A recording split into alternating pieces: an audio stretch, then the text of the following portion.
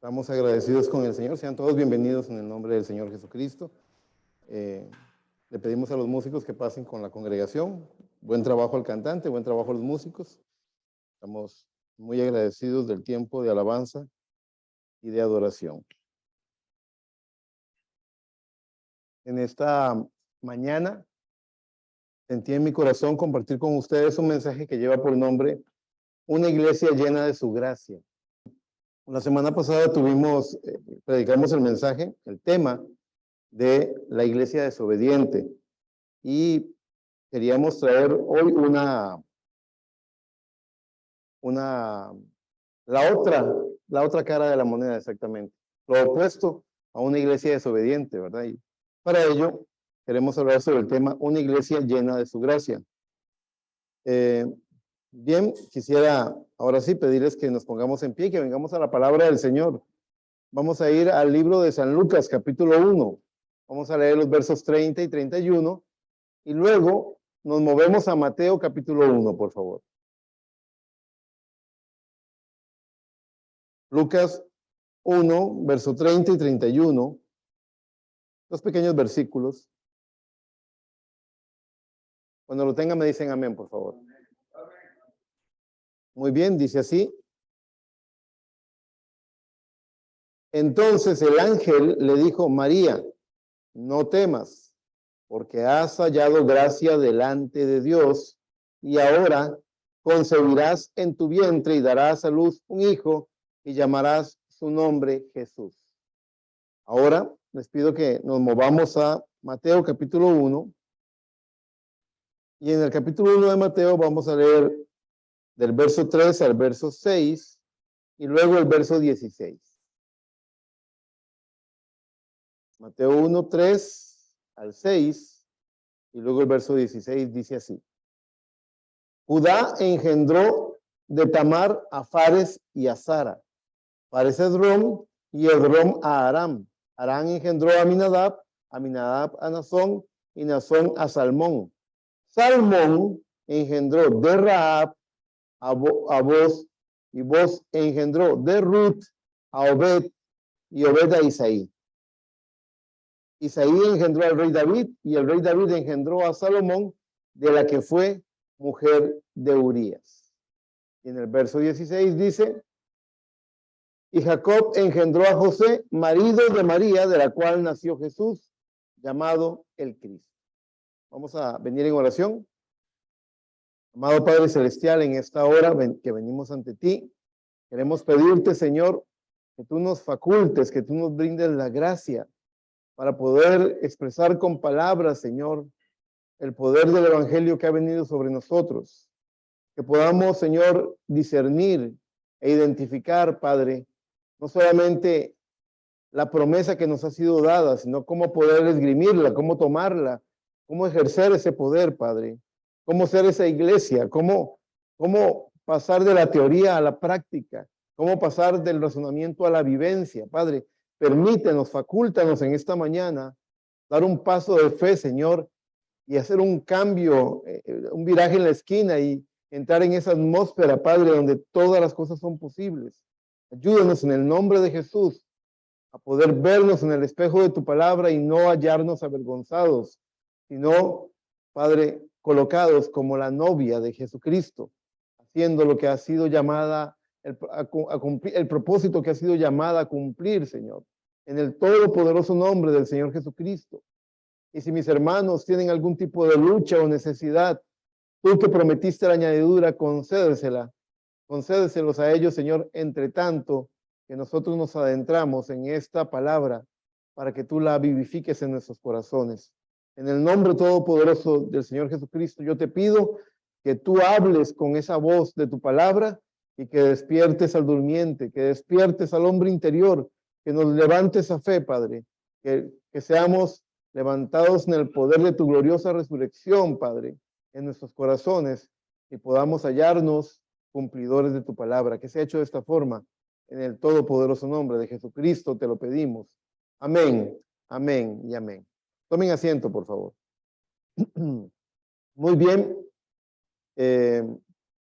¿Por qué leemos una genealogía? Las genealogías a la gente no le gusta leer genealogías, y es que pareciera para mucha gente que no tiene sentido. Pero es muy importante esta porción que leímos en Mateo por una razón. Porque a diferencia de las muchas genealogías que usted puede encontrar en la Biblia, esta genealogía tiene algo diferente. ¿Qué es lo que tiene diferente? Bueno, la diferencia es que en Mateo 1 se habla de 5 mujeres. Y quiero que sea muy claro, en una forma clásica, lo normal, lo usual, es que en las genealogías bíblicas no se mencionan nombres de mujeres. Se menciona el nombre del padre y del hijo que está siendo engendrado. No se es muy irregular, es muy inusual la genealogía que vemos en Mateo 1 porque menciona a mujeres. Menciona que Judá engendró a Fares y Esrom de Tamar. Luego menciona a Rahab. Luego menciona a Ruth. Luego menciona a Betsabé. No dice la mujer de Urías. Y finalmente menciona a María. En un documento, si usted fuera al registro civil y usted pide un acta de nacimiento, posiblemente en la usanza bíblica pondrían nada más en la certificación quién es el papá y quién es el hijo. Es la forma en la que el documento bíblico usualmente se presenta. Pero en esta ocasión se hacen 5 excepciones. Se mencionan a 5 mujeres. Y cuando yo escojo el tema de una iglesia llena de su gracia, no puedo omitir el hecho de que el profeta mostró que dentro de la numerología bíblica, Dios se perfecciona en 3, 7 es consumación, ¿verdad? Hay diferentes, pero 5 significa gracia. Entonces, no es casualidad que sean 5 mujeres las que se mencionan en el primero de los evangelios que arranca con el Nuevo Testamento, que es por mucho el nuevo pacto, ¿verdad? Ustedes saben, hay un viejo pacto, una vieja adoración ritual, levítica. Luego viene el nuevo pacto, un nuevo pacto porque el viejo pacto no podía perfeccionar a nadie por medio de la ley. Y entonces en el primer capítulo del primer libro del nuevo pacto se rompe con lo tradicional, que es un documento genealógico, y se irrumpe con la presencia de 5 mujeres, cuando no es lo usual. Es algo bien extraño. Pero por eso hay que verlo con calma. Usted puede leer la genealogía como leer el periódico y no se dio cuenta de nada. Pero si usted se detiene y compara, usted dice, qué raro, ¿por qué se mencionan a estas mujeres? Ellas están hablando de la novia de Jesucristo. Vamos a ver. Tamar fue una mujer que fue acusada de adulterio. Rahab, una mujer ramera. Ruth, una adoradora de ídolos. Betsabé, una mujer también que cometió adulterio. Solamente María, viene la que concibe en el vientre, que el Espíritu Santo le hace sombra, que es un tipo magnífico de la iglesia que, de la misma forma en la que el ángel vino a María y le habló y le dijo, muy favorecida eres, bienaventurada eres, porque el Espíritu Santo te hará sombra. Y ella dijo, amén a la palabra del ángel. De esa misma forma, Dios en ese tiempo final envió un ángel mensajero con un mensaje para embarazar, para preñar el corazón del creyente, el corazón de la iglesia, el vientre de su corazón, con una simiente palabra, para que Cristo nazca en nosotros, para que Cristo nazca y aflore en nuestras vidas, para que Cristo sea identificado y visto nuevamente en medio de su pueblo.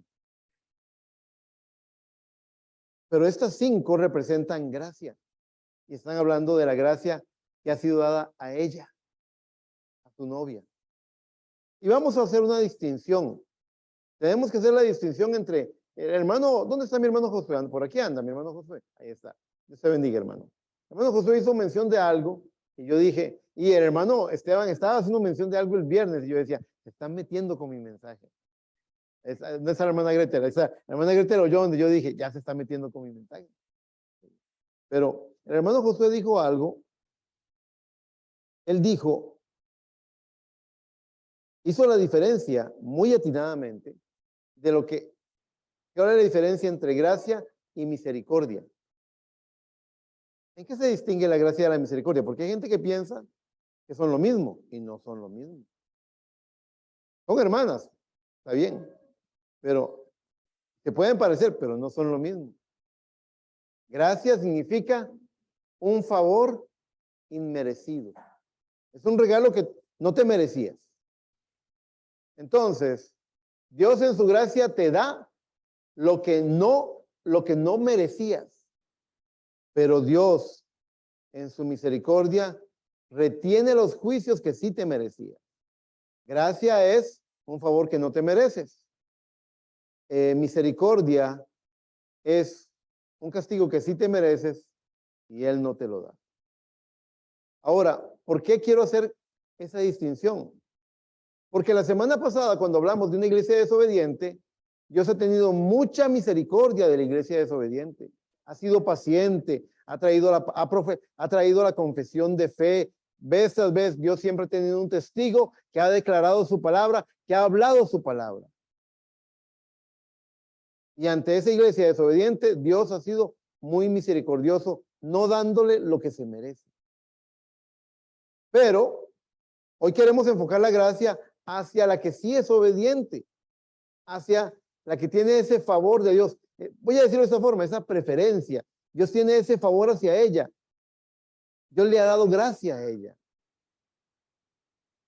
Así que esto es como si yo les dijera a ustedes, muy bien, tengo $1.000.000 que darle a 2 personas de ustedes. Pero uno de ustedes me debe $1.000.000, es deudor. Así que donde yo pongo el $1.000.000, le estoy cancelando la cuenta. Ay, pero yo no recibí nada. No, porque usted debe mucho. Pero el otro está recibiendo una ganancia. Cuando somos desobedientes, estamos en deuda con el Señor, porque no estamos haciendo lo que debemos hacer. Tenemos un corazón rebelde, un corazón endurecido, duros de servir, dice la palabra. Ahí estamos, y Dios en su misericordia refrena su juicio, tratando de ayudarnos. Pero gracia no es para que tú te quedes allí. Gracia es para que avances, para que crezcas en la gracia del Señor, para que llegues a un punto de fe, para que crezcas en la fe. ¿Entiende? Así que todos necesitamos de la misericordia, todos. Pero la novia de Jesucristo cuenta con un ingrediente especial, un ingrediente secreto. Esa gracia la saca adelante, la lleva adelante. Ahora usted puede decir, ¿y por qué Dios no tiene gracia o ese favor para con la iglesia desobediente? Porque ella no quiere tenerlo, porque ella resiste, porque ella tiene una posición de resistencia desde el principio. Ella quiere que Dios se acomode a ella. Y les tengo una noticia, Dios no lo va a hacer. Brinque, salte, patalee, decía mi esposa, o eche espuma por la boca. No lo va a hacer. Dios es fiel a su palabra y Él tiene compromiso solo con su palabra. Él permanece fiel a su palabra.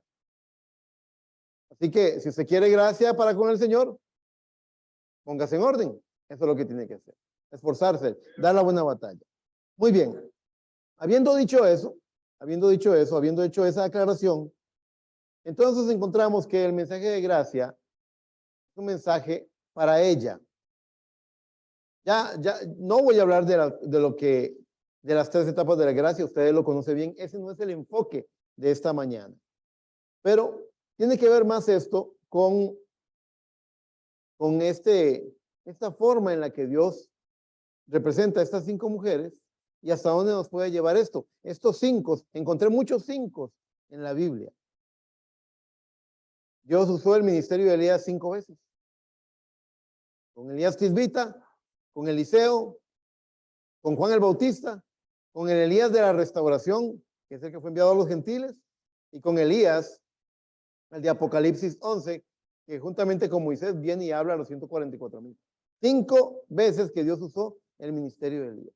No solamente eso, sino que Dios, sabiendo lo duro que es el desafío que tenemos por delante, Él llamó, Él proveyó en llamamiento 5 ministerios para que en cada pequeña iglesia local, en cada pequeña asamblea local, se pueda traer esa palabra para perfeccionamiento. Así dice Efesios 4:11, y él mismo constituyó a unos apóstoles, a otros profetas, a otros evangelistas, a otros pastores y maestros. 5 ministerios para perfeccionar su iglesia. Dice, a fin de perfeccionar a los santos para la obra del ministerio, para la edificación del cuerpo de Cristo. ¿Qué más encontró, hermano Eric? Bueno, encontré que el profeta halló y predicó un mensaje llamado las 5 identificaciones definitivas de la iglesia del Dios vivo. Son 5. Y él las describe respondiendo a 5 preguntas. ¿Qué es la iglesia? ¿Quién la estableció? ¿Cuál es su mensaje? ¿Cómo llegamos a ser miembros de ella? Y la pregunta de, ¿podemos ir al cielo sin estar en ella? En esa iglesia del Dios vivo. Y entonces él dice, aquí estoy pasando por encimita nada más, porque lo que estoy tratando es de colocar las piedras en el altar de Dios, ¿verdad? De ordenar el altar de Dios. ¿Qué es la iglesia? Él dice, la iglesia son los llamados fuera. En aquel tiempo, en los días de Israel, fue su iglesia cuando salió fuera de Egipto. Dice, pero ahora para nosotros es salir fuera de los sistemas para caminar con Dios. La iglesia es el reino mesiánico, es el cuerpo místico de Jesucristo. No es esta iglesia. La iglesia son hijos e hijas de Dios que se encuentran esparcidos en muchas iglesias, pero que han llegado a captar por revelación, a creer en la perfecta palabra de Dios. No le ponen pero, no le asumen un credo, no le asocian un credo de iglesia. Ellos creen en la palabra pura y la aceptan en esa pureza y la quieren vivir en esos términos y se convierten en el cuerpo místico de Jesucristo. ¿Quién estableció la iglesia? Jesucristo. Cuando dijo en Mateo 16, ¿quiénes dicen la gente que es el Hijo del Hombre? Los discípulos dijeron, unos dicen que eres Jeremías porque te vieron llorando. Y Jeremías era el profeta llorón.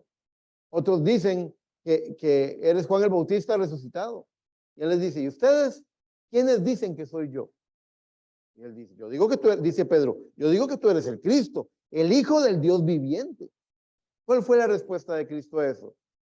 Bienaventurado eres tú, Simón, hijo de Jonás, porque esto que has dicho no te lo reveló carne y sangre, no lo aprendiste en el seminario, ningún instituto bíblico te lo enseñó, sino mi Padre que está en los cielos, Él te lo ha revelado. Y sobre esta roca, sobre la roca de la revelación de que Jesucristo es el Hijo del Altísimo, edificaré mi iglesia y las puertas del infierno no prevalecerán contra él. Así que Cristo es el fundador, el que establece la iglesia. ¿Cuál es su mensaje? Aquí hay una gran discusión entre el compañerismo del mensaje. Porque el profeta dice que su mensaje es arrepentimiento. Vaya usted y pida el libro, las 5 identificaciones definitivas. Y es que escuche el título.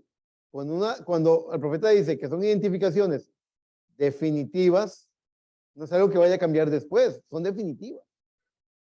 En ese mensaje él dice, el mensaje de la iglesia es arrepentimiento. Y entonces, posiblemente encontramos que hay hermanos, incluso ministros del mensaje que dicen, no, ¿cómo va a ser arrepentimiento el mensaje de la iglesia? Si estamos viviendo en un día más alto, si ha llegado el mensaje de Apocalipsis 17, si eso está glorioso y tremendo. ¿Y quién dice que eso no es arrepentimiento? Porque piensan que arrepentimiento fue aquel acto en el cual yo me volví a Cristo hace 30 años. No, eso no es arrepentimiento. Arrepentimiento significa cambiar de mente, cambiar de opinión. Y eso, vamos a ver, no es que yo cambié de opinión hace 30 años y ya lo tengo. Porque la vida del justo es como la luz de la aurora que va en aumento hasta que el día es perfecto. Pero sí ha sido puesto en el creyente un dispositivo espiritual llamado la mente de Cristo para poder entender la palabra revelada, para que no sea palabra en letra que no puede ser comprendida o que va a ser entendida con un razonamiento humano, sino que ese dispositivo espiritual puesto en nosotros llamado la mente de Cristo, nos permite comprobar la buena voluntad del Señor, agradable y perfecta. Nos permite entender la palabra en los términos en el que el autor del libro escribió el libro. Él dice, mis pensamientos no son como los vuestros, así como están de distantes los cielos de la tierra, así están de distantes mis pensamientos de los vuestros. Y son pensamientos de bien. Entonces, para poder tener esos pensamientos tan altos, esto es como, vamos a ver, allá en el volcán Irazú hay una serie de antenas. Y toda la telefonía celular hoy en día tiene una serie de canales de antenas, ¿verdad? Y para que usted, ese aparatito, no ando el celular aquí, por dicha, pero ese aparatito que usted tiene ahí, ese celular, para que le funcione, no le serviría de nada, sería exactamente un pedazo de basura nada más, si no fuera porque logra conectarse con algo que está en las alturas, con algo que está, con ondas que están viajando en las alturas. Así son los pensamientos de Dios. Usted no podría recibir, ni conectarse, ni tener ningún tipo de conexión con los pensamientos tan altos que tiene Dios, a menos que en usted estuviera ese chip de la mente de Cristo, siendo un creyente del Evangelio.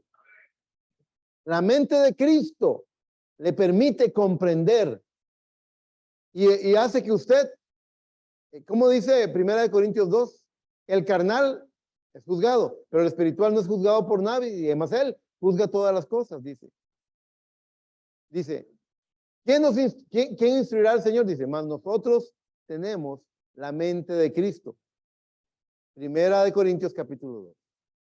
Ven, entonces, teniendo eso, tenemos que comprender que el Señor, el mensaje de arrepentimiento no es un mensaje de algo que pasó, no fue cuando te sentiste mal por haber pecado. Eso está bien que te hayas sentido mal. Pero este pastor, el hermano Eric, hoy, con la luz de la palabra que está viniendo hoy, con el maná fresco, alumbrando los ojos de nuestro entendimiento, vamos de gloria en gloria, vamos avanzando, no nos estancamos. Nosotros no somos Moab en el desierto, estancados, establecidos.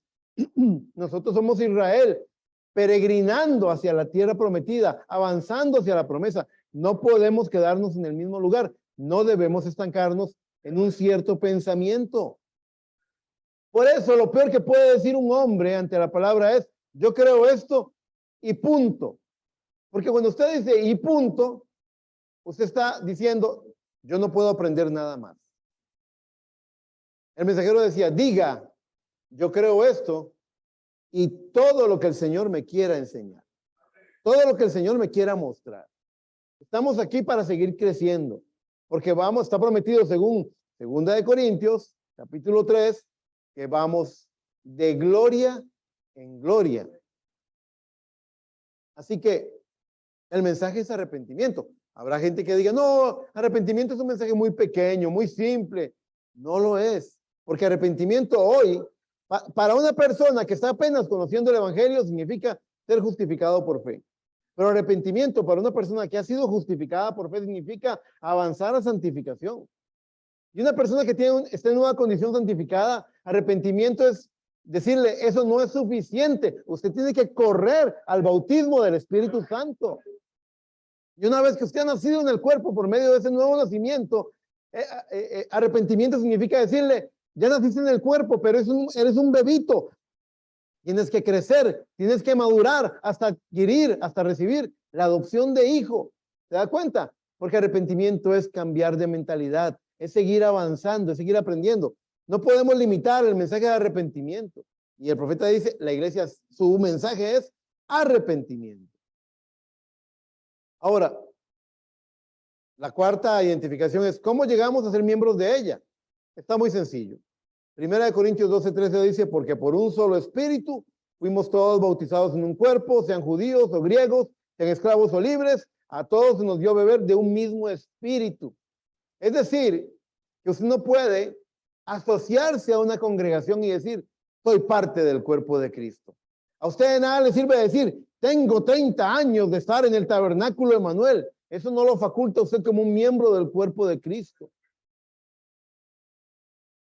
Usted no puede decir que es parte del cuerpo y ser un anillo en el cuerpo de Cristo. O voy a usarlo en términos modernos de allá, de lo que hacen las mujeres en el mundo. Usted no puede ser una pestaña postiza o una uña postiza y decir, yo soy parte del cuerpo. No pertenece al cuerpo. Para ser miembro del cuerpo de Cristo, para ser un dedo en el cuerpo de Cristo, usted tuvo que haber nacido dedo en el cuerpo de Cristo. Es un nacimiento espiritual lo que lo mete. Y es por medio del bautismo del Espíritu Santo que somos todos bautizados en un cuerpo. Última pregunta, estoy pasando muy rapidito por ese mensaje, pero estoy tratando de que quede claro. Última pregunta que hace el profeta, ¿podemos llegar al cielo sin estar en ella, en la iglesia del Dios vivo? No. ¿Por qué no? ¿Por qué no, hermano Eric? Por una sencilla razón. Porque cada miembro del cuerpo de Cristo ha encontrado su lugar en el cuerpo de Cristo, ha encontrado su llamado, y todos hemos sido llamados para ser tornados de la carne a la palabra. ¿Por qué? Porque carne y sangre, dice la palabra de Dios, no entrará en el reino de los cielos. Por bonita que sea la carne, por bonitos que sean esos cachetitos o esos ojitos. Nosotros decimos esos ojitos azules, porque para nosotros es más raro. El profeta decía esos ojitos pardos. Pero carne y sangre no entrará en el reino de los cielos. Entonces, vea, haciendo un breve recuento de lo que venimos hablando, 5 mujeres en la genealogía de San Mateo nos hablan de gracia. 5 veces es usado el ministerio de Elías. Le fue dada a la iglesia un ministerio quíntuple, 5 ministerios para perfeccionarla. La iglesia tiene 5 identificaciones que deben ser identificaciones definitivas de lo que es ella.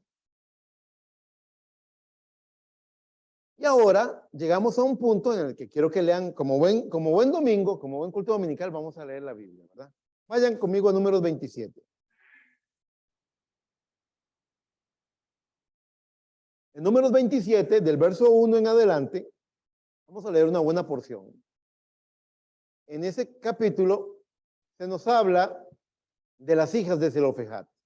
Ya ustedes me han oído hablar antes de ellas, pero hoy quiero darles a ellas un enfoque en este contexto de que 5 significa gracia. Porque ¿cuántas hijas tuvo Zelofejad? Tuvo 5 muchachas. Dice Números 27, 1 al 11, dice: vinieron las hijas de Zelofejad, hijo de Jefer, hijo de Galaad, hijo de Maquir, hijo de Manasés, de la familia de Manasés, hijo de José, los nombres de los cuales eran Maala, Noá, Ogla, Milca y Tirsa. Y se presentaron delante de Moisés y delante del sacerdote y delante de los príncipes y de toda la congregación a la puerta del tabernáculo y dijeron, antes de leer el verso 3, pongámosle un contexto a esto. Lo que hicieron ellas fue algo admirable. Porque dice que estaban delante de la congregación. ¿Cuántos miembros tenía esta congregación? Más de 2 millones de personas. Estaba el tabernáculo de reunión, estaba el sumo sacerdote, el único que podía entrar al lugar santísimo. Estaba el profeta de Dios, el que había traído las plagas en Egipto, el que estaba haciendo señales y maravillas. Estaban los príncipes de Israel, quiero que entren en el cuadro. Estaba la crema de la crema. Como que mi hermana María Paula le tocara pasar a hablar delante del presidente de la República, de la Asamblea Legislativa, de la gente más eminente del país, digamos. Y que todo el mundo y que todo el país estuviera ahí viendo, ¿y quién es esa muchacha? Algo así, algo así. Estas 5 jovencitas pasaron a hablar. Es decir, lo que quiero que entren en su mente es que ellas tuvieron que ser muy valientes para poder hablar delante de la congregación y decir lo que iban a decir, porque ellas venían con un desafío, con una palabra muy disruptiva, muy chocante, muy antagónica para algunos. Algunos de los que la oyeron, lo primero que dijeron fue, y esas mocosas malcriadas, ¿quiénes se creen para poder juzgar si la palabra de Dios le falta algo o no? Básicamente alguna gente tomó una posición así. Porque, oiga lo que dijeron ellas. En el verso 3, ellas dijeron, nuestro padre murió en el desierto. Y él no estuvo en la compañía de los que se juntaron contra Jehová en el grupo de Coré. Como quien dice, él no fue cortado, dice, sino que en su propio pecado murió y no tuvo hijos. Y hacen una pregunta en el verso 4. ¿Por qué será quitado el nombre de nuestro padre de entre su familia por no haber tenido un hijo? ¿Por qué? Porque la heredad se transmitía de varón a varón, no con las mujeres. Y en el verso, a la mitad del verso 4 todavía dice, cuando preguntan por no haber tenido hijo, dice, danos heredad entre los hermanos de nuestro padre. Cuando ellos dijeron eso, media congregación, o sea, 1,000,000 de personas dijeron, ¡oh! Pero qué descaro, que no han oído que esto se transmite de varón a varón. Es el hombre, decían. Con mucha indignación posiblemente. Danos heredad entre los hermanos de nuestro padre, dice el verso 5. Y Moisés llevó su causa delante de Jehová. Y Jehová respondió a Moisés diciendo, bien dicen las hijas de Zelofejad. Y me imagino a Moisés abriendo sus ojos, y me imagino a todos los 2,000,000 de personas diciendo, ¿cómo? Bien dicen las hijas de Zelofejad. Les darás posesión de una heredad entre los hermanos de su padre, y traspasará la heredad de su padre a ellas. Ahora escuchen, dice, y a los hijos de Israel hablarás diciendo, cuando alguno muriere sin hijos, traspasaréis su herencia a su hija. Si no tuviera hija, daréis su herencia a sus hermanos. Si no tuviera hermanos, daréis la herencia a los hermanos de su padre. Y si su padre no tuviere hermanos, daréis su herencia a su pariente más cercano de su linaje. Y de este será, y para los hijos de Israel esto será por estatuto de derecho, como Jehová mandó a Moisés. Ahora, donde tenemos que tener cuidado, donde tenemos que tener un poquito de cuidado, es en el hecho de que pudiéramos estar pensando de que se está haciendo una enmienda a la ley. Y no es así. Algunos de ustedes les voy a dar, busquen en sus concordancias, busquen la palabra evangelio eterno. Está en Apocalipsis, pero búsquenlo por ahí, en la concordancia evangelio eterno. Algunos de ustedes que tienen concordancia en su celular, búsquenlo rápidamente para que vean. La palabra, la expresión evangelio eterno es escritural. Les voy a decir por qué. Porque si nosotros estamos pensando que lo que hicieron las hijas de Zelofejad fue mostrar un error, un vacío que estaba en la ley, entonces ahí el diablo pudiera apuntar con el dedo y decir, ven que la ley de Dios no es perfecta. Tuvo que ser modificada, tuvo que ser enmendada, tuvo que ser corregida, arreglada. Y eso no fue lo que pasó ese día.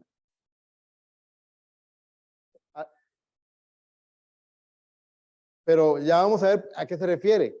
¿Qué es evangelio? ¿Dónde está la palabra, la expresión evangelio eterno? ¿Lo encontraron?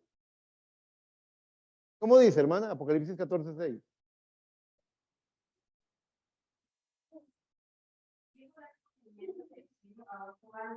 ¿Vi volar por el medio del cielo otro ángel? Que tenía el evangelio eterno para predicarlo a los moradores de la tierra. Solamente era eso. Gracias, hermana. Ese texto es bien importante. ¿Qué es eterno? Eterno es aquello que no tuvo ni principio de vida ni fin de día. Es eterno. Hay un pasado eterno, hay un futuro eterno. Eterno es eterno. No tiene principio y no tiene fin. Entonces, si la palabra de Dios habla de un evangelio eterno, y todos creemos en la palabra de Dios, ¿verdad? Usted tiene que creer que no fue, vamos a ver, ustedes piensan que cuando Adán pecó, Dios dijo, ay, ¿qué hago? Mi hijo desobedeció mi palabra. Ay, yo no me esperaba esto. Estoy sorprendido. No sé qué hacer, dijo Dios. ¿Ustedes creen eso? ¿Ustedes creen que cuando Él los vistió con pieles, posiblemente de un cordero, de un animal de sacrificio, porque Jesucristo es el mismo ayer y por los siglos, ¿ustedes creen? Si Él hizo eso, la palabra de Dios dice en 1 de Pedro 1:18, dice que fuisteis salvados de vuestra manera de vivir, no con la sangre de machos cabríos, sino con la sangre, con la preciosa sangre de un cordero ya inmolado desde antes de la fundación del mundo. ¿Comprenden eso? Pero manifestado en estos días para nuestra salvación, es lo que dice la palabra. Pero no fue que Dios dijo, uy, ¿qué voy a hacer? El diablo engañó a Eva. No me lo esperaba. No pasó eso. No pasó eso. Cuando el diablo iba, ya Dios venía de vuelta todo. O sea, Dios no puede ser burlado. Dios lo sabe todo. Es omnisciente, omnipresente. ¿Entienden? Entonces, de la misma forma en la que la ley del sustituto estaba escrita desde antes de la fundación del mundo, la ley del pariente redentor estaba escrita, pero no había sido revelada, no había sido desenmascarada, estaba oculta porque nunca se habían hallado en una situación así. Pero llegó el día en el cual se vieron en lo que parecía ser un vacío y se dieron cuenta de que no había vacío. Había palabra para eso. La ley no se enmendó. La luz de su palabra se magnificó. Y esas chiquillas fueron las culpables. Y para mí, tan cierto como aquellas 5 mujeres de Mateo capítulo 1 en la genealogía tipifican a la iglesia, para mí esas 5 vírgenes de Zelofejat también son un tipo de,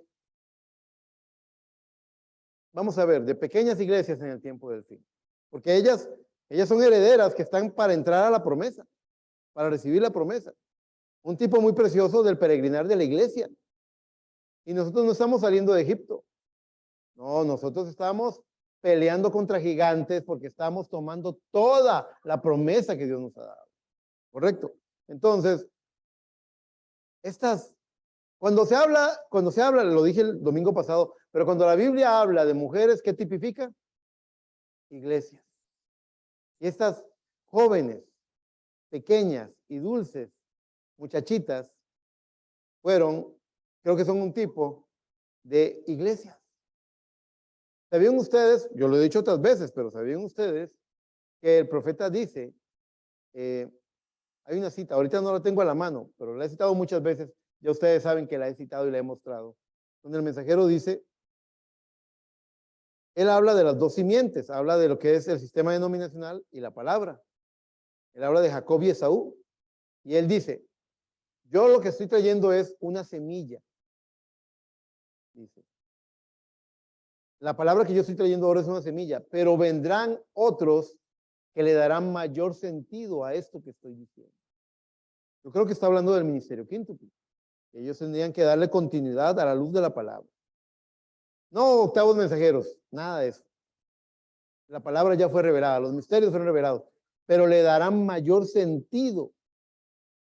Entonces yo creo que las vírgenes de Zelofejat están expresando el carácter de la novia de Jesucristo en el tiempo del fin, que entrará en la palabra en una forma, en una profundidad, en un entendimiento espiritual, al punto que se pueda. ¿Saben lo que pasó allí? Lo que ellas hicieron, manifestó, reveló que había una ley de pariente redentor. Y nuestro pariente redentor es Jesucristo. Lo que ellas hicieron, desencadenó en los eventos del libro de Ruth, donde Boaz se manifestó como Cristo para redimir a la iglesia. Boaz redimió a Ruth, igual que Cristo redimió a su iglesia. Porque Cristo es nuestro pariente redentor. ¿Pueden captar hacia dónde estoy llevando el hilo, hacia dónde estoy conduciendo el pensamiento de la palabra en esta mañana? Una iglesia llena con su gracia no es simplemente una que tiene un favoritismo injusto, podría pensar la otra, la desobediente, y que son esas preferencias. No.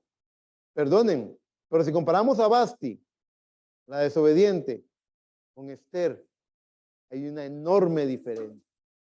Hay una gigantesca diferencia. Ahora, ¿por qué les traigo esto a colación? El domingo pasado les hablé de Basti, les hablo de Esther, porque Esther, en tiempo de gran apretura, sabiendo que su vida corría riesgo, ella entró en el lugar, en el atrio interior, a donde estaba el trono del rey. Si pudiéramos hablar de ese atrio interior a nivel de tipos en la palabra, diríamos que es el equivalente al lugar santísimo, a la dimensión de vida.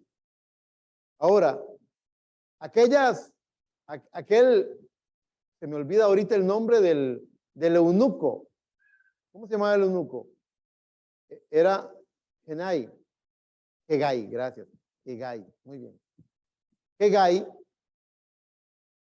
ella halló gracia a los ojos de Hegai, porque las otras loquillas estaban viendo que minifalda enseñaba mejor sus piernas. Pero Hegai le dijo, el rey no anda buscando loquitas, el rey quiere una reina, que cuando las mujeres y los varones del reino la vean digan, esto es lo que le gusta al rey, vístete de esta forma. Y le enseñó a vestirse como una reina. Y por eso halló gracias a los ojos del rey. De la misma forma en la que esta novia del tiempo del fin no anda loqueando como las iglesias que están engañadas por el mundo, mezcladas con toda cosa del mundo, sino que ella ha oído las palabras del eunuco que le ha sido asignado, que la está cuidando, el séptimo mensajero, oyó el mensaje y se está vistiendo con toda la palabra de Dios. Ella está revestida de la palabra y ella ha sido entrenada. Escuchen, lo que este mensaje ha hecho por esta novia es que le ha enseñado a cómo incursionar en el lugar santísimo sin perecer en el intento. ¿Captan lo que estoy tratando de decir? Ustedes saben, Amán, dice el corrido de Esther, Amán era un desalmado, había conseguido un decreto real para destruir a todo el pueblo de Dios, sin saber que la reina pertenecía a ese pueblo. Ella tenía un secreto que tenía que ser mostrado. Y en tiempo de gran apretura, ella reveló su secreto y entró en el lugar santísimo, vestida de realeza. Ella dijo cuando iba a entrar al lugar santísimo, el hermano Eric dijo el lugar santísimo, cuando iba a entrar en la presencia del rey. Lo que ella dijo es, yo no he sido llamada. Y si yo entro sin permiso, sin haber sido llamada, me puede costar la vida. Ahí estaban esos guardaespaldas del rey. Hablando en los términos espirituales, ahí están esos 4 seres vivientes custodiando el trono de Dios. Listos para desenvainar la espada y cortarle la cabeza a cualquiera que intente acercarse. ¿Recuerdan qué pasó cuando Adán y Eva cayeron? Ellos, en la puerta oriental del Edén había una espada de fuego revolviéndose. Ahí está. No cualquiera tiene acceso a ese lugar. Pero Esther fue entrenada para eso. Todo lo que Esther vivió se resolvía en poder llegar a ese punto, a ese momento de apretura. Y cuando ella entra vestida de realeza, el rey la mira como la reina amada, él dice, a esta le pasa algo. Y en lugar de enojarse con ella, le extiende el cetro. Y Esther toca con su dedo el cetro y entonces él le dice, pasa, ¿qué te pasa? ¿Por qué estás afligida? ¿Qué te ocurre? Hasta la mitad del reino te daré, dime qué es lo que ocupas. Así que ella logra entrar en ese lugar. ¿A qué lo estoy asociando? Oigan esta cita, por favor.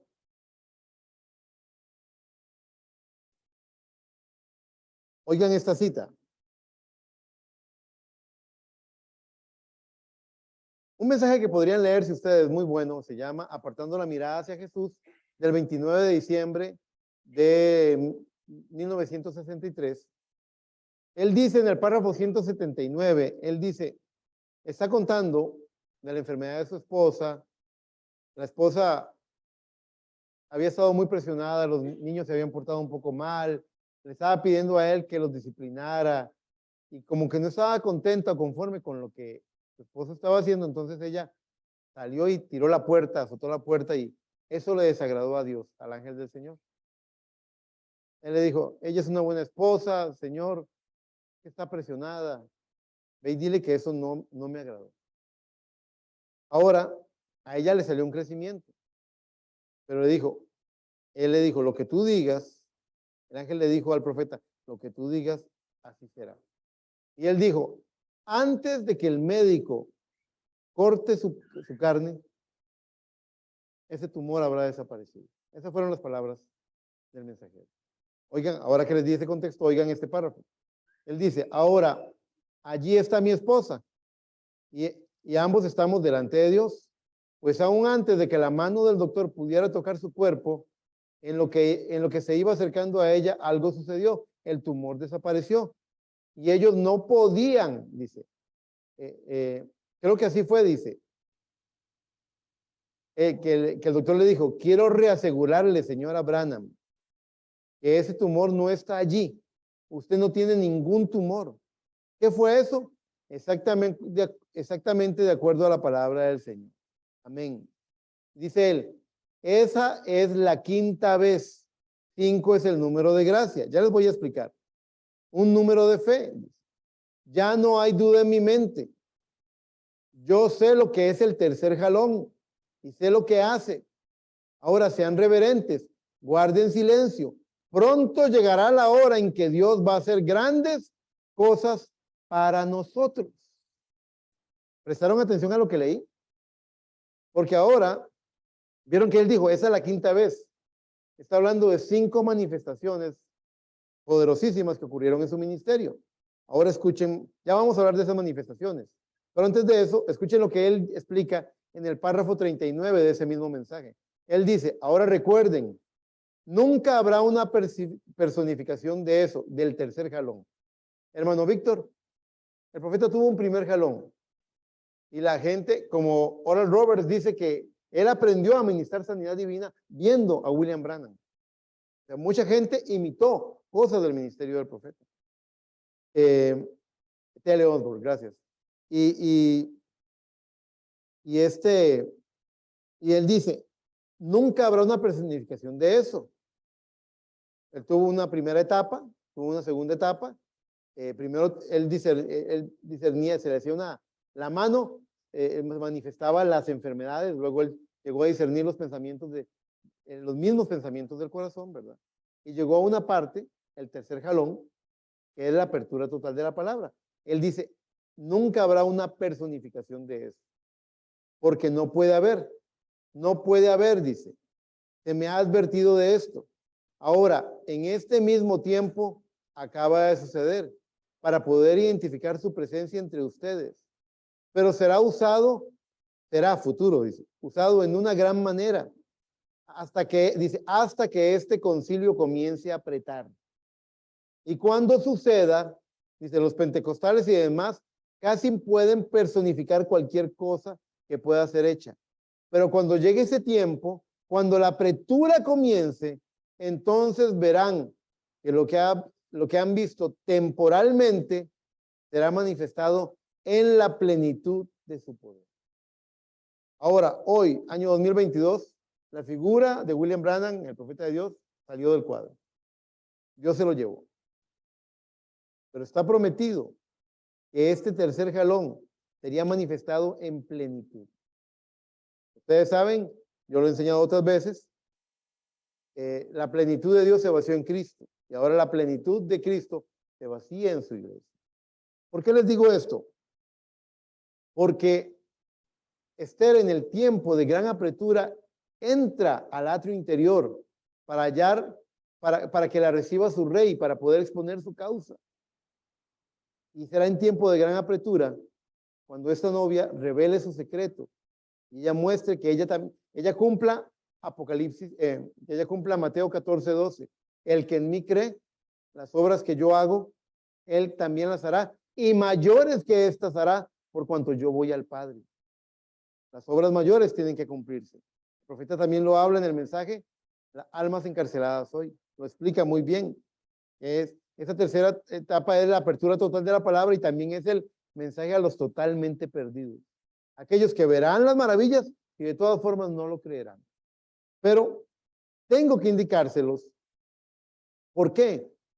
Porque yo creo sinceramente que la iglesia que está llena de la gracia del Señor está recibiendo una fe para ser manifestada. Ahora, ya vamos a hablar de las 5 manifestaciones de las que el mensajero habló. Él dijo, en ese texto que les leí, dice, esta es la quinta. Ya vamos a hablar de las 5 manifestaciones, hacer un recuento. Pero antes de eso, yo quiero leerles una cita del mensaje del orden de la iglesia. Y a partir de aquí, desarrollaron ustedes un sentir sobre hacia dónde tenemos que dirigirnos y qué tenemos que hacer en forma individual. Porque queremos que el mensaje sea muy específico, que nos ayude, que nos guíe al siguiente paso. En el mensaje Orden de la Iglesia, predicado el 26 de diciembre del 63, párrafo 37, el profeta dice que aquellos que tienen ministerios que forman parte de la iglesia, como, perdón, estoy adelantándome, esa no era la cita, era la cita del mensaje, yo había escuchado más ahora veo, discúlpenme, me estoy adelantando. Él dice en el párrafo 81 del mensaje, yo había escuchado más ahora veo, 27 de noviembre del 65, más o menos un mes antes de morir.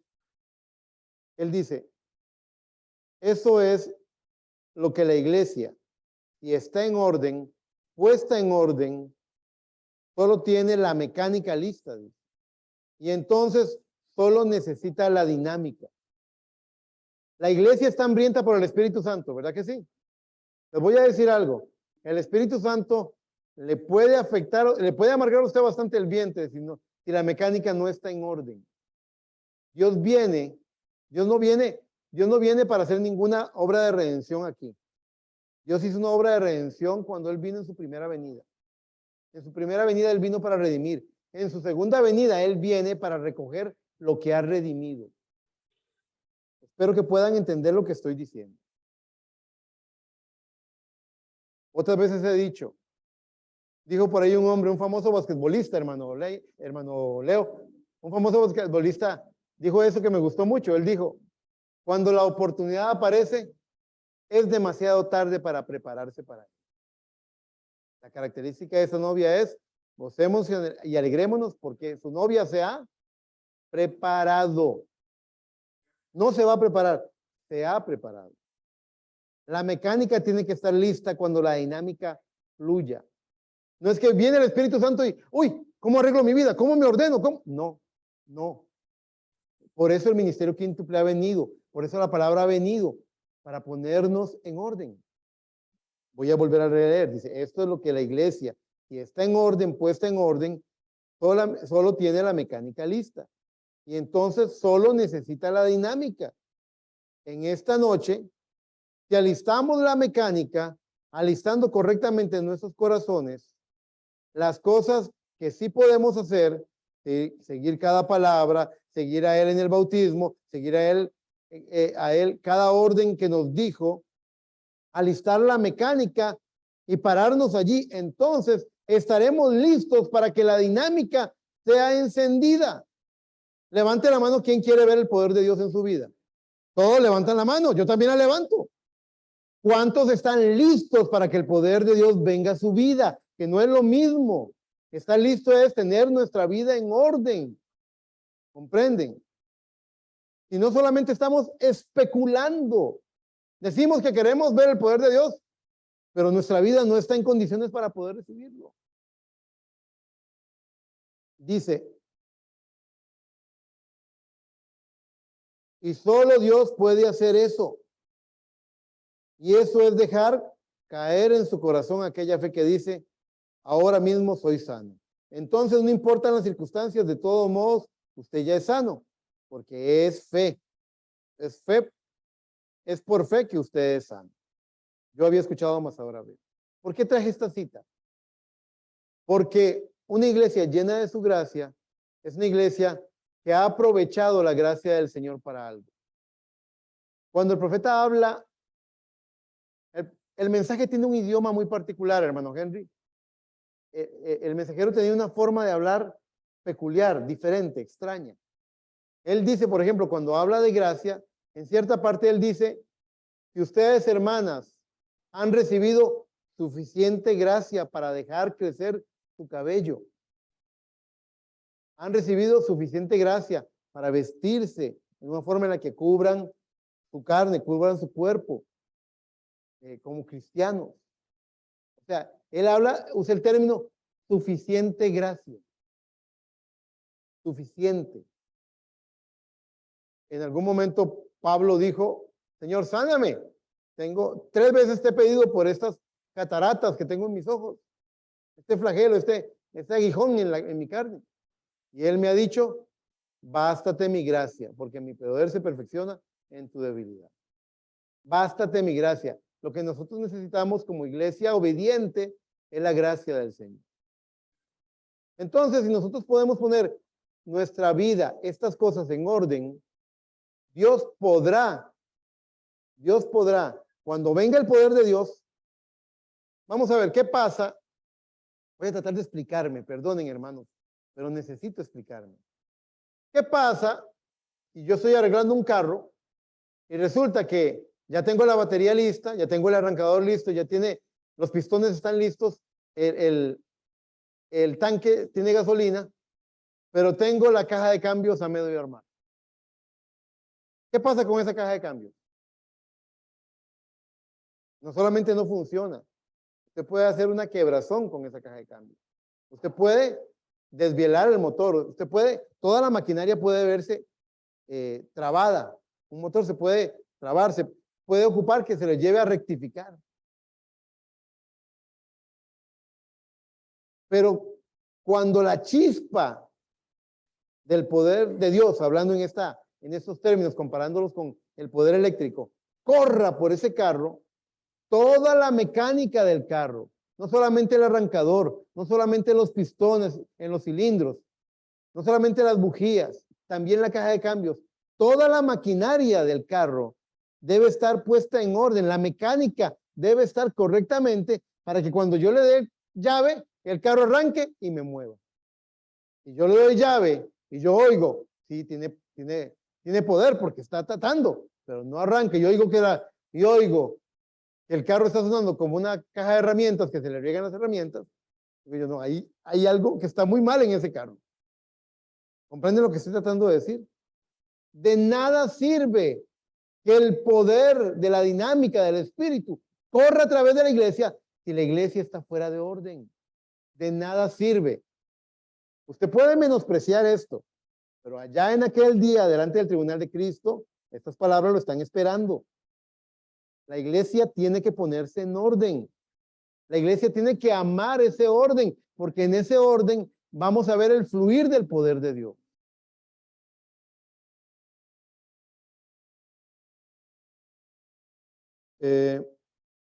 Y yo les voy a hablar, vamos a hablar de pequeños pasos, de pasitos de bebé.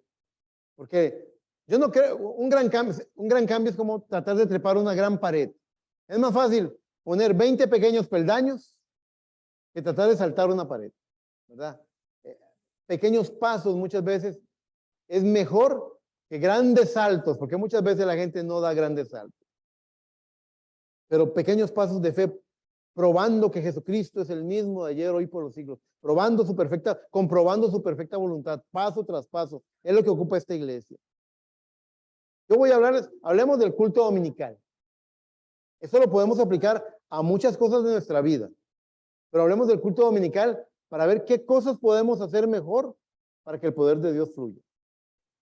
Por ejemplo, si nosotros pusiéramos, voy a hablarles de 5 partes que tiene el culto dominical. Y de tantas, hermanos, yo no sabía, yo pensé que era la prédica y ya irnos para la casa. ¿Cuál sería la primera parte de esas 5 partes? El profeta lo llamó el tiempo previo al servicio, el preculto. Hoy veo un bonito grupo aquí reunido en la iglesia. Cuando el culto comenzó hoy en la mañana, una cuarta parte de las personas que están aquí habían llegado. Cuando el culto comenzó. Y el preculto, o el tiempo previo al culto, es lo que está antes de que empiece el culto. Quiero aclararles para que sepan. Es el tiempo antes. ¿Y de eso de qué sirve? Ahora sí les voy a citar la cita del orden de la iglesia. El mensajero dice que aquellos que tienen ministerios que forman parte de la iglesia, parte de alguien más, como uno que habla en lenguas, esos son dones, y otro que interpreta, que ellos esperen juntos en su ministerio. No pueden estar en un estudio privado y hablar en lenguas y luego decirle al otro lo que dijo, porque él entonces tendría ambas, lenguas e interpretación. Ahora, si él tiene eso, muy bien. Nosotros queremos recibirlo de esa manera y queremos que la iglesia se beneficie con estos dones en nuestra iglesia. Dios los envió a nosotros. Queremos que nuestra iglesia se beneficie con estos dones espirituales. Así que el hombre que habla en lenguas y el que interpreta y el que profetiza, que se reúnan antes, dice. Que la iglesia se reúna antes, dice. Que solo, dice, algunos de ellos, dice, pueden estar en una habitación. Yo he hecho eso con el grupo de ayuno y oración. Hemos ido atrás a orar. Esperando en el ministerio del Señor para la iglesia. ¿Queda esto entendido? Ahora, yo estoy solamente citando un párrafo. Hace unos años, levante la mano cuántas familias yo visité en su casa y les regalé un ejemplar impreso del mensaje del orden de la iglesia. Levántela. Yo visité a varias. ¿Se acuerdan? Me di 2 semanas de tiempo todas las noches visitando hogares para compartir y hablar de eso. Y lo leímos. Es un mensaje cortito, como de unas 10 páginas. Y lo leímos. Y él dice, él ahí se está quejando porque dice, algunas veces hay gente que quiere dar un testimonio del poder de Dios. O hay gente que quiere hablar en lenguas, dice. Y en el tiempo de él era peor porque interrumpían en la prédica del mensaje. Quiero que sepan que el mensajero decía, lo digo porque aquí hay gente muy cariñosa y muy especial, y no quiero que me lo tomen a mal. Esto lo voy a decir con cariño. Algunas veces llegamos a la iglesia y hacemos, ¡Dios la bendiga, Nela! ¡Dios la bendiga! ¡Dios le bendiga, hermano Scott! ¡Dios le bendiga! Y el profeta dice que la iglesia es un lugar de quietud, es un lugar de reverencia. Dice, si usted necesita hablar con alguien en la iglesia, salga, por favor, tóquele el hombro y salgan afuera y hablen. Y hablen en un volumen bajo para no distraer a aquellos que están orando. No lo dice el hermano Eric, lo dice el profeta. Puede enojarse conmigo si quiere, pero no debería porque yo soy su hermano y soy su amigo. Y estoy responsabilizando al que lo dijo, que fue el profeta. ¿Por qué? ¿Qué tiene esto? Bueno, resulta que si nosotros venimos reverentes, vea, las muchachas hacen un gran esfuerzo, los muchachos, los oficiales, los que colaboran aquí, hacen un gran esfuerzo por venir bien temprano y tener todo listo. ¿Para qué? Para que cuando venga un alma aquí a arrodillarse acá, a orar o ahí sentado en la banca, nada le estorbe para entrar en la presencia del Señor. Y si alguien tuviera una visión, porque hay gente que tiene visiones en la iglesia y me las han compartido, ¿verdad que le he dicho a usted, hermanita, que usted puede testificar de algunas cosas? A la mamá del hermano Leyman le he dicho, yo le he mostrado cosas. Y yo he dicho, qué bueno, ¿qué dije, hermano Leyman? Le dije yo, qué bueno sería que la iglesia escuche esas cosas. Me acuerdo a la vez que alguna vez el hermano Hersing tuvo un sueño y ese sueño se mostró cierto. La hermana Ana y muchos de ustedes, el hermano Henry, muchos de ustedes. Y muchas veces le decimos al cantante, tengo un testimonio que dar. Quiero que sepan que el lugar para ese testimonio no es en el tiempo de alabanza, lo hacemos. Pero quiero que sepan que en los términos del mensaje no está muy en orden eso. Lo ideal sería que construyamos algo en el tiempo antes de que inicie el culto. Ahora, es cierto, si el hermano Henry tiene un testimonio y viene y nada más están las muchachas del sonido, él puede decir, sí, pero ¿qué provecho tiene ese testimonio? Debería estar la iglesia, deberíamos venir temprano. Y les voy a decir algo, la vez pasada me dijo algo, un hermano de la iglesia me dijo algo, y yo dije, no puede ser, eso que me está diciendo es una gran verdad. Dice, cuando vamos a un paseo, si vamos a ir a un paseo a un lugar largo, a las 4 de la mañana nos estamos levantando para ir. Y yo, es cierto. Y a la iglesia venimos como diciendo, ay, qué temprano. Estoy haciendo una pregunta para que me la contesten. Una actitud así no debería darnos vergüenza, sinceramente. Nos debería dar vergüenza. Ponernos en orden no va a ser bonito. El mensajero en este mensaje de la iglesia dice, los diáconos le están preguntando, dice, la iglesia a la gente no le gusta. Y dice el profeta, claro que no les gusta. No les va a gustar nunca. Pero la pregunta es, ¿quién quiere ver fluir el poder de Dios? ¿Quién quiere ver la mano de Dios? ¿Quién quiere ver la intervención del poder de Dios?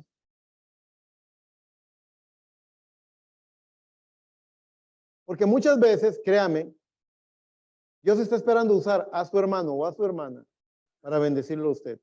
No traje ninguna cita, pero el hermano Lehmann no me deja mentir. No son pocas las citas en las que el mensajero en los últimos años de su ministerio decía, hermano, ponga la mano sobre su hermano que está a la par. Y él hacía una oración y todos eran sanados. O él estaba predicando y decía, aquí hay enfermos, aquí tenemos 3, 4 ministros, llévenselo allá a la habitación y oren por los enfermos, y todos eran sanados. Pero nosotros tenemos la mente caudillista de que tuvo que haber sido William Branham el que lo hiciera, y William Branham vino para compartir un mensaje para que la iglesia reconociera quién es ella, y que ella puede obrar las obras mayores. Ahora les digo sinceramente, aquí no hay obra mayor que se pueda ejecutar y la iglesia no se pone en orden. Entonces, como les dije, 25%, una cuarta parte. Al iniciar el culto, había una cuarta parte de la iglesia. Y se fue llenando en el camino. Todavía hubo gente que llegó cuando yo estaba empezando a predicar. Piensen en esto. Esas cosas están puestas. Él dice allí que lo hagan antes. ¿Por qué? Porque allí el poder de Dios puede correr. Ahora, no lo tomen como un regaño. Yo necesito enseñárselos a ustedes porque Dios tiene una forma de actuar. Yo no creo que esto esté incorrecto. ¿Saben por qué? Les voy a decir por qué. Porque tal vez es excepcional. Yo veo mucha gente que dice que recibió el bautismo del Espíritu Santo en un llamado al altar. Les voy a contar algo. El día que Dios me dio a mí el bautismo del Espíritu Santo fue una hora antes de que empezara el culto. Yo estaba, bueno, hubo un testigo, que fue el hermano Mike Siever. Yo no sabía que él estaba ahí, él entró cuando yo estaba con mis ojos cerrados orando. Yo empecé arrodillado y terminé acostado de panza en el piso, llorando, clamando. Y cuando el Señor viene y con su bautismo de fuego y me estremece, oí un aleluya, no oí aleluya, oí aleluya. Y dije yo, ahí está el hermano. Pero lo que trato de decirles es que, curiosamente, eso ocurrió una hora antes del culto.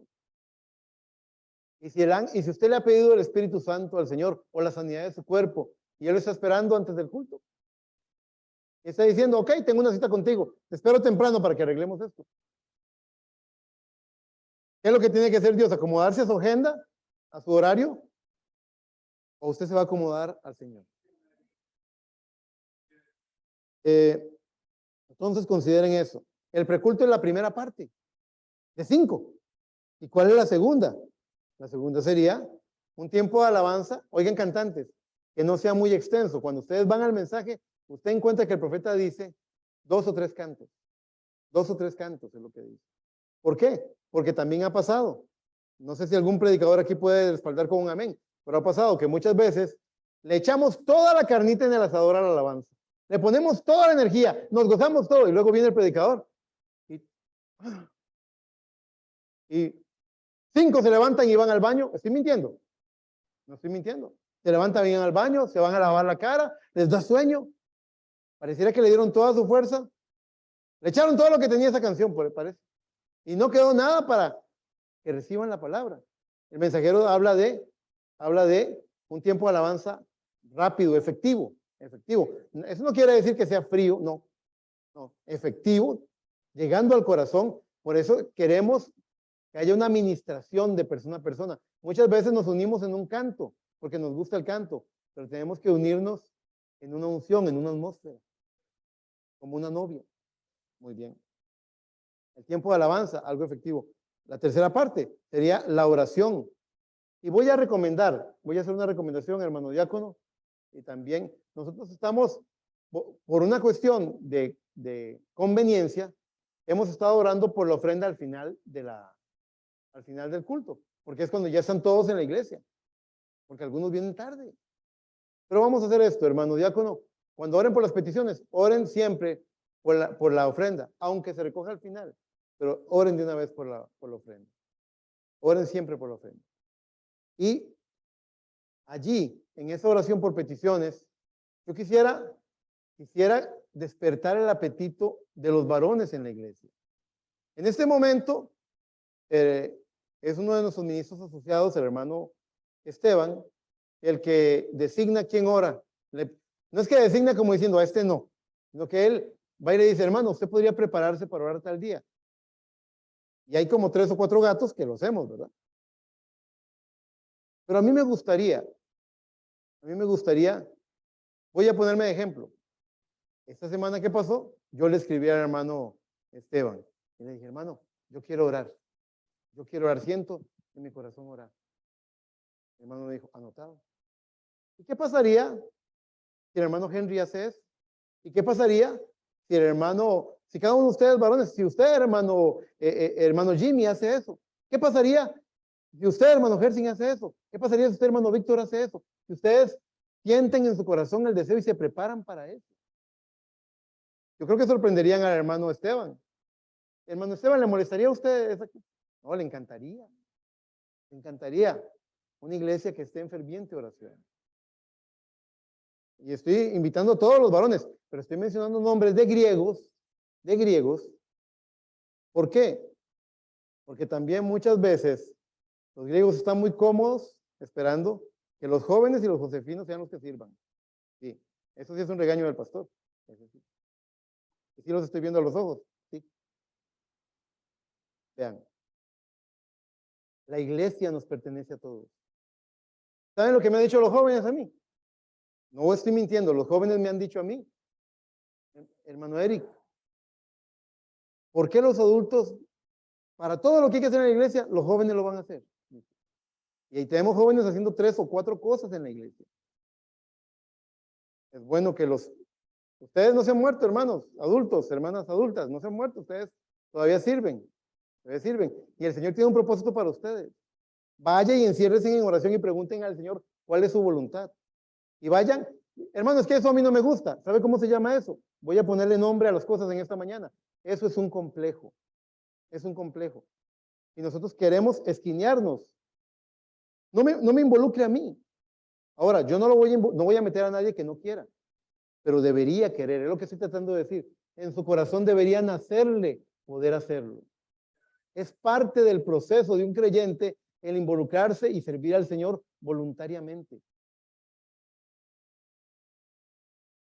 No tenga temor, no, hermano, no es que le voy a venir, venga y predique ese mensaje, no se asuste. Pero lo que significa es despertar queremos ver el poder de Dios fluir, pero no queremos que nos involucremos. Somos como, hay cierto segmento en la iglesia que está siendo espectador nada más. Como dicen en Costa Rica, que están viendo los toros desde la barrera. Pero tenemos que involucrarnos en nuestra vida espiritual. ¿Cuántos de los hogares en la iglesia no tienen altar familiar? ¿Cuántos de los hombres de la iglesia no tienen una vida de oración? Todo es la operación arroz y frijoles. ¿Cuántas hermanas en la iglesia no se sientan a hacer la maestra de escuela dominical principal que debe tener cada niño en su casa? Son cosas, cuando decimos orden, no estamos hablando de un diácono bravo que va a estar regañando gente.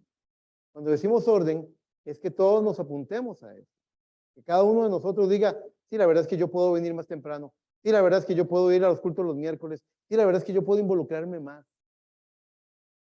Se puede decir, ese mensaje ya no me... Se echó a perder el mensaje con eso que dijo el hermano.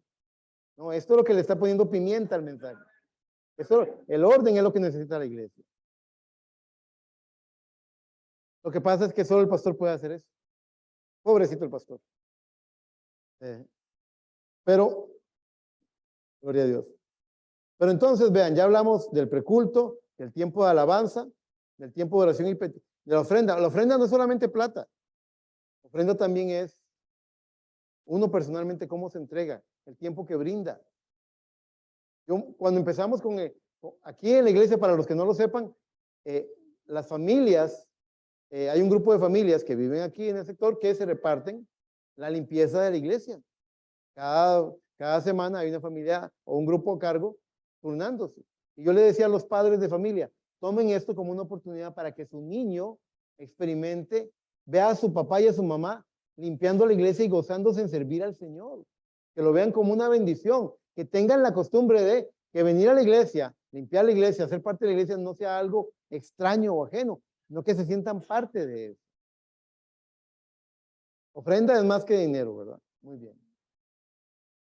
Luego está el tiempo de la prédica. Y en el tiempo de la prédica, ¿qué es lo que tenemos que tener cuidado? Entrar en la atmósfera de la palabra, los amenes, vigilar las salidas al baño. Alguna vez lo dije, hermano Leo, le cuento, usted nunca me ha oído decirlo, pero yo alguna vez lo dije. Vamos a tener que contratar entre todos un urólogo para que examine qué problema tiene algunos hermanos, porque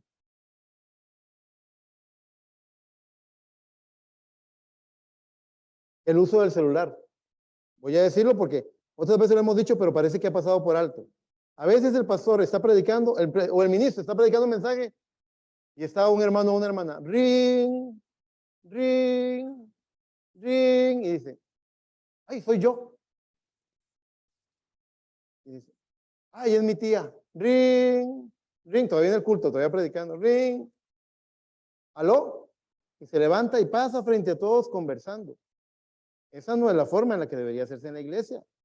Usted debería poner en silencio su teléfono si no lo quiere apagar, una emergencia, y si tiene la necesidad de contestar una llamada, se sale y la contesta afuera. Esa es la forma correcta, esa es la forma apropiada. Y decían que el mensaje duro fue el de la semana pasada. O sea, cayeron en la trampa, cayeron en la trampa. Entonces, vean el recuento. Porque estamos hablando de poner la mecánica en orden para que la dinámica fluya. Y tenemos un buen tiempo antes del culto. Quizás algún testimonio que tal vez el hermano Víctor tiene un testimonio que compartir.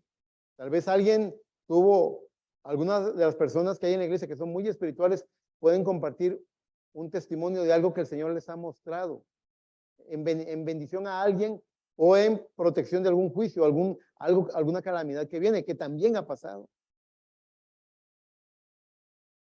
Aquí ha habido, recuerdo una vez que un hermano que fue muy probado, hubieron como 3 o 4 personas en la iglesia que se me acercaron a contarme, Dios me dio un sueño terrible con este hermano, Dios estaba hablando en su medio, pero la gente como que tenía miedo de compartir eso.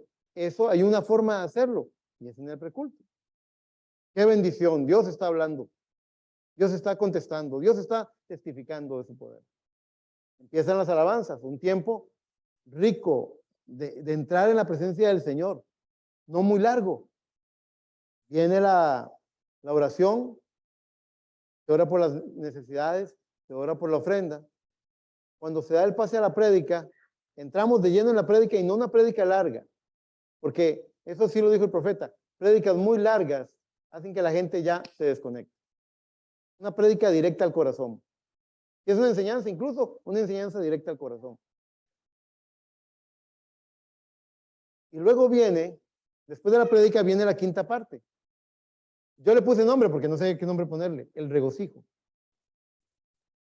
Vayan y busquen cuántos cultos, cuántas grabaciones hay donde el mensajero, después de haber traído un glorioso mensaje, lo que venía después era un tiempo de alabanza y adoración. No un canto de despedida, no. Cantaban, celebraban, se regocijaban en la palabra, en la presencia del Señor. La palabra había tenido una victoria, la palabra había sido establecida en los corazones, la palabra había sido sembrada profundo en el corazón ese día y la gente se estaba gozando con la palabra y ahora estaban celebrando y adorando y festejando y glorificando al Señor con lágrimas, con gozo, con manos levantadas. Todo eso tiene un lugar, pero la palabra ya había sido establecida. ¿Se dan cuenta? Ese es un bonito modelo de un culto dominical. Ahora, sin chocolate no se hace, sin cacao no se hace chocolate, ¿verdad? Se tiene que proponerse. Y vea, yo no voy a estar diciendo, ¿a qué hora va a llegar usted, hermano? ¿A qué hora va a llegar usted? Eso no es mi problema. Mi problema es predicar la palabra. Lo que pase de aquí en adelante es su responsabilidad. Es usted el que tiene que proponerse, venir temprano, decir, sí, voy a prepararme, voy a orar, Y ahora, hermano, ¿y eso es lo que nos quería decir? No, no solo eso, pero tenía que pasar por allí, porque el punto central de lo que estoy tratando de justificar es que detrás del orden viene el poder. El orden representa un carácter que se está formando en la congregación, en cada individuo, en cada hermana, en cada hermano. Se está formando un carácter. Y si formamos un carácter, recuerden, usted quiere ver poder, pero si quiere ver poder sin haber alcanzado ese carácter, ¿alguien me podría decir qué dijo el mensajero del poder sin carácter? Es diabólico, es satánico. ¿Para qué quiere ese poder? No, Dios guarde. Usted quiere el poder de Dios, el poder del Altísimo. Si usted quiere el poder del Altísimo, entonces tiene que entrar por la vía del carácter. Y la vía del carácter nos va a costar, va a ser difícil, pero va a valer la pena. Entonces, es mi trabajo como pastor. Hoy es un mensaje pastoral, ¿verdad, ministro? Hoy es un mensaje pastoral. Pero no es todo lo que tenía que decir. Ustedes oyeron que dije que el mensajero en el mensaje, apartando la mirada hacia Jesús, dijo, esta es la quinta vez. Les dije que gracia representa 5. Y Dios envió a Elías 5 veces, y Dios dio 5 ministerios para perfeccionamiento de la iglesia, y allá en el principio, esas 5 mujeres en la genealogía hablan de la gracia de esa novia, y a esas 5 chiquillas de Zelofejat representan también una novia en el tiempo del fin, que está entrando en una profunda revelación de la palabra, no enmendándola, sino descubriéndola. Y aquí hice un alto y dije, pero tenemos que ponernos en orden para que el poder de Dios fluya. Y que nos haga bien, que nos haga bien. Ahora, en el ministerio del profeta, hubieron 5 manifestaciones de lo que él llamó el tercer jalón. Voy a terminar mi mensaje con esto. 5 manifestaciones del tercer jalón. Eso es lo que él dijo cuando él dijo, aquí voy a marcar las partes que remarqué. Yo sé lo que es el tercer jalón y sé lo que hace. Ahora sean reverentes, guarden silencio. Pronto llegará la hora en que Dios va a hacer grandes cosas para nosotros. ¿Cuántos dicen amén? También dijo, pero cuando llegue ese tiempo, cuando la apretura comience, entonces verán lo que han visto temporalmente, ser manifestado en plenitud de su poder. Ustedes saben que tiene mucho sentido esto que dice el mensajero, porque nada como una emergencia para que la gente se vuelva a Dios. Eso es verdad. Hace falta algo que nos ponga de rodillas. Hace falta, Señor, ayúdame. Entonces, la apretura tristemente es necesaria. ¿Cómo dice en el mensaje de desesperaciones? Hace falta una emergencia, hace falta algo que nos ponga en desesperación. Entonces, recuerden eso. La iglesia debe estar en orden. Va a venir la apretura. Aquel que ande un poquito flojo, un poquito suelto, un poquito perezoso, pero es una simiente de Dios, oh, se va a poner en orden en ese tiempo. Se va a sacudir. Y el que no, sencillamente se va a alejar, se va a rendir. Recuerden, Dios dijo, en boca de Cristo dijo, de los que me diste, ninguno se perdió. Nadie los arrebata de mi mano. Pero las 5 manifestaciones del mensaje que se vio en el ministerio del profeta, en forma parcial, en forma temporal, serán vistas en la novia en plenitud. La primera manifestación que tuvo él, cuando él empezó en su ministerio la etapa del tercer jalón, fue cuando él salió a pescar con un par de hermanos que eran testigos de Jehová, creo que de apellido Evans, creo, y uno de ellos estaba muy escéptico, el otro ya se había convertido al mensaje, ¿verdad? Y estaban así muy escépticos, y él les dijo a ellos, cuando salió de su casa, Dios le había dado una visión, y le dijo que algo iba a ser resucitado. Y él pensó, como había una gatita que estaba pariendo gatitos, pensó que sería eso. Tal vez es eso, que la gatita se va a morir, que vamos a orar y que alguna clase de cierta forma de vida iba a ser resucitada. Y cuando él está pescando, él está tirando la línea y cuando jala el anzuelo, te trae un pescadito así chiquitito y le arranca las entrañas. Y entonces él nada más lo agarra y lo tira. Pero en cierto momento, la unción desciende y él llama, la unción desciende y le da entendimiento y él llama a vida a ese pescadito y le dice, pescadito, resucita. Y ese pescadito saltó y se fue nadando. Esa fue una manifestación humilde, pequeña, parcial, pero el pescadito resucitó.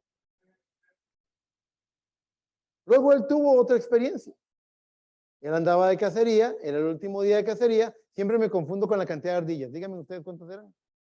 Tres. Yo siempre digo 5 y son 3.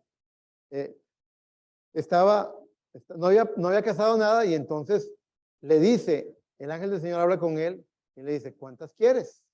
¿Cuántas quieres cazar? Y él le dice, ya había buscado y no había ardillas. Y era el último día. Y dice, Señor, el límite son 3. Para no romper la ley, lo que el límite me permite. Y entonces, él le dice, el ángel le dice al hermano Branham, llama a las existencias. ¿Ah? Sí. Y él las llama a existencia, ellas aparecen y él las caza. Y él, esa fue la segunda manifestación. La primera nos habla del poder de resurrección. La segunda nos habla de poder creativo. Pero eso desencadena en la tercera. Él está contando ese testimonio de las ardillas en la casa de la hermana Hattie Wright. Y estando en la casa de la hermana Hattie Wright, cuando él está contando eso, la hermana Hattie dice, amén, hermano, eso no es nada más que la verdad, gloria a Dios. Y el ángel del Señor le habla al profeta y le dice, dile a Hattie que agradó mi corazón, la forma en la que ella actuó, cómo ella reaccionó. Dile que pida lo que quiera. Y ella se puso un poquito nerviosa y dijo, ¿qué pido? Uy, qué susto, ¿qué pido? Y él le dijo, no sé, Hattie, tú vives en una casa muy pobre, pudieras pedir que caiga una maleta con $1.000.000 y en este momento caería. O tú puedes, ahí tienes a tu hermana en silla de ruedas, tú puedes pedir por su sanidad y ella sería sanada, lo que tú pidas. Y Hattie se puso la mano en el corazón y se detuvo un momento a meditar y dijo, profeta de Dios, lo que yo más anhelo en mi corazón es la salvación de mis 2 hijos que andan desordenadamente. Ellos están rebeldes. Eso es lo que más deseo. Y el mensajero dijo, Hattie, el Señor te regala a tus hijos. Y ellos llegaron de rodillas a su madre y le entregaron su vida al Señor. Y por ahí andan las fotos de ellos, ya están ancianos. Fueron diáconos de la iglesia, sirvieron por muchos años. Redención. Salvación, resurrección, creación, salvación. Luego, el cuarto elemento fue cuando él andaba en un día de cacería y se vino una gran tormenta y él se disculpó, le pidió perdón al Señor porque él no pensó que el clima iba a estar tan malo, pero era una gran tormenta, ¿verdad? Y entonces el Señor le dijo que llamara a paz y él llamó a paz la tormenta y la tormenta se aplacó. No solamente eso, sino que cuando se aplaca la tormenta, está en una cierta parte del bosque y hay unos venados, y cuando un venado ve a un hombre, corre. Y es un hombre con un rifle, imagínense. Corre. Pero esos venados se acercaron a él y él los pudo tocar. Ellos no le tuvieron temor. Poder sobre la naturaleza, poder como la que tuvo Adán antes de la caída. Poder sobre los elementos, sobre la naturaleza. Y finalmente, la última manifestación, la quinta, fue después de que su esposa había discutido con él y le había tirado la puerta en la cara, que eso le molestó al ángel del Señor, y le dijo, dile a tu esposa que eso me desagradó. Y por esa causa, y le salió un tumor a ella, un crecimiento en el vientre, y él le dijo, Señor, ella ha sido una buena esposa, está muy presionada, ella no lo quiso hacer, Señor. Ella siempre ha sido una buena esposa. Y él le dijo, bueno, lo que tú digas, dilo. Y el crecimiento estaba ahí, estaba el diagnóstico, estaba la fecha de operación, y él dijo estas palabras, antes el cirujano corte su carne, ese tumor habrá desaparecido. Y fue lo que le leí, que testificó. Ahora, ¿por qué le leo eso? Qué glorioso que ocurrió en el hermano Branham. Amén, qué glorioso. Pero ahora llegamos a un tiempo donde la novia tiene que entrar en eso. La novia, cuando se le preguntó al profeta, él dijo, Cristo tuvo 3 etapas y la novia va a tener 3 etapas también. Vayan y revisen lo que dice el profeta en el mensaje, almas encarceladas hoy, el mensaje a los totalmente perdidos, cuando ella obre las obras mayores. Eso va a llegar, pero no va a ser una iglesia desordenada. Una iglesia que ha entrado en el canal de la palabra. Una iglesia que entró. Créanme, yo estoy seguro, en mi corazón no hay ninguna duda. El ángel del Señor está aquí presente. Yo estoy seguro que personas que se consagren y que vengan y preparen su tiempo, creo que Dios hará cosas sobrenaturales antes de que el culto acontezca y habrá testimonio de ello. Estoy seguro de que nos acercamos a una alabanza, a un fuego de alabanza que no nos consuma nuestras energías, sino que nos lleve al punto exacto donde entre la palabra, se posicione, se plante la palabra en el corazón y luego lo único que quede para la congregación es un regocijo, un festejo, e irnos de aquí con nuestras manos en alto, con un mayor gozo, con una mayor gloria, rompiendo una rutina que hemos construido durante muchos años. ¿Pero lo va a hacer el hermano Eric? No, el hermano Eric no puede solo. Lo tiene que hacer la congregación. Y estas cosas que son testificadas, que ocurrieron en el testimonio, en la vida del hermano Branham, eso es lo que él dijo, que ocurrieron en forma temporal, pero van a venir en la plenitud de su poder. Las veremos venir en la plenitud de su poder. En estos hermanos y estas hermanas. Algo que tenemos que creer para poner por obra. No podemos dudar de ello. La iglesia está en una inercia. Voy a terminar aquí mi mensaje. Un día, un hombre importante, un leproso, general etíope, oyó de una israelita que allá en Jerusalén, en Israel, había un profeta de Dios y que el poder de Dios estaba con él. Y él le pidió permiso a su rey para ir y llevar riquezas, y llevar honores a ese profeta para que ese profeta lo sanara, lo limpiara de su lepra. Y cuando llegó, la forma tan rústica, o sea, la forma del profeta no fue una forma de, venga general, bienvenido, siéntese aquí, hablemos.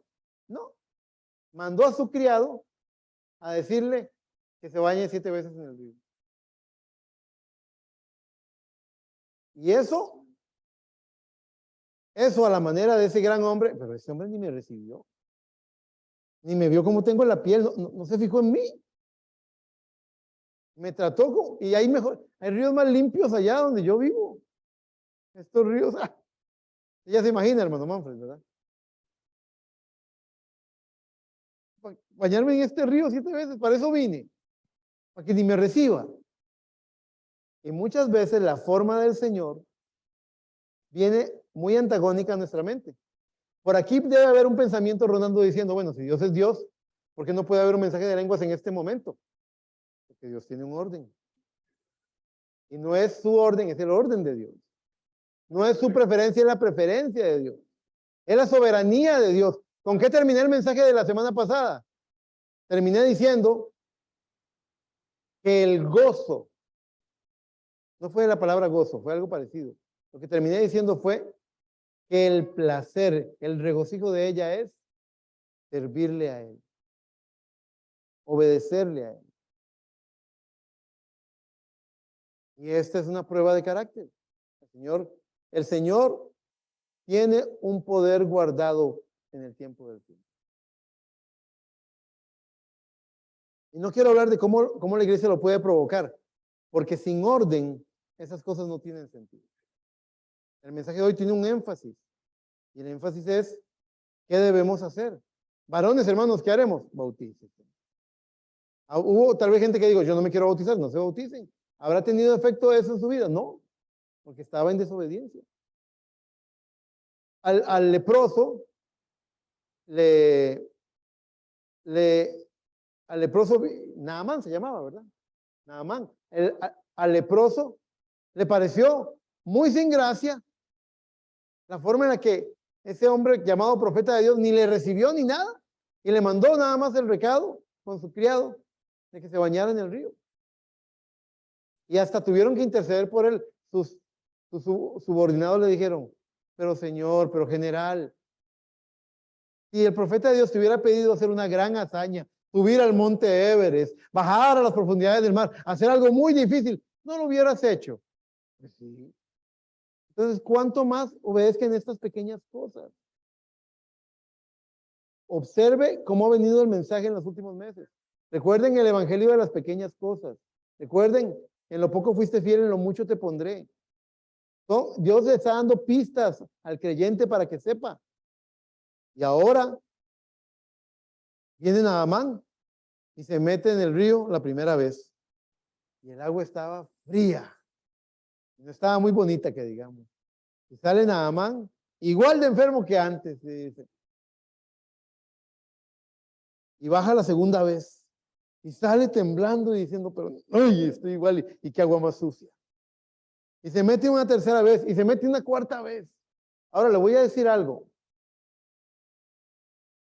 Dios nos pone esas pruebas porque en cada paso, cada vez, es como lo que yo he predicado, cada vez que Israel le da, ese último día le dio las 7 vueltas a Jericó, cada vuelta que daban se generaba una expectativa. Y Dios quiere a su iglesia en expectativa. Y bajó la quinta y bajó la sexta y no, estaba exactamente igual. Pero cuando bajó la séptima vez salió completamente limpio. Porque ¿cómo terminé el mensaje de la semana pasada? Obediencia perfecta te dará derecho a la señal. Esto es un desafío de fe. Esto no es del que comienza, esto es del que termina. Tenemos que coronar la carrera, tenemos que hacerlo bien. No con una obediencia mecánica. No es que aquí vengo a la iglesia y sí, vengo temprano y yo podría haber dormido más y qué cólera. Esa es obediencia perfecta. Pero vea, hermano, estoy llegando media hora antes. Esa es obediencia perfecta. Ni venga, sí, ni venga. Pero si va a venir, venga con su corazón correcto. Venga hambriento. Vea, el Señor dijo, clama a mí, yo te responderé. Él no falla. Y esas cosas vienen para sacudirnos de nuestras maneras. ¿Para qué? Para poder causar un efecto en nosotros, para poder alcanzar una fe en expectativa. Y funcionó para Naamán, funcionó para el pueblo de Israel dándole la vuelta, va a funcionar para su novia, va a funcionar para su novia. Un llamado, ¿saben qué es lo que estaba oyendo el otro día? Lo testifico porque fue un mensaje muy glorioso. Yo se los compartí a ustedes en 2020, en Semana Santa, el Viernes Santo, este hermano, ¿te acuerdas, hermana Gretel? Que estuve viendo esta semana el mensaje, este hermano Pedro Peralta, el pastor en Chile, predicó un mensaje, estuvo hablando de las 5 manifestaciones del tercer jalón, pero él, ¿se acuerda usted, hermana Pamela, cómo él decía, la iglesia necesita una mayor consagración? Una mayor consagración. Entonces, consideren ustedes las cosas que fueron dichas.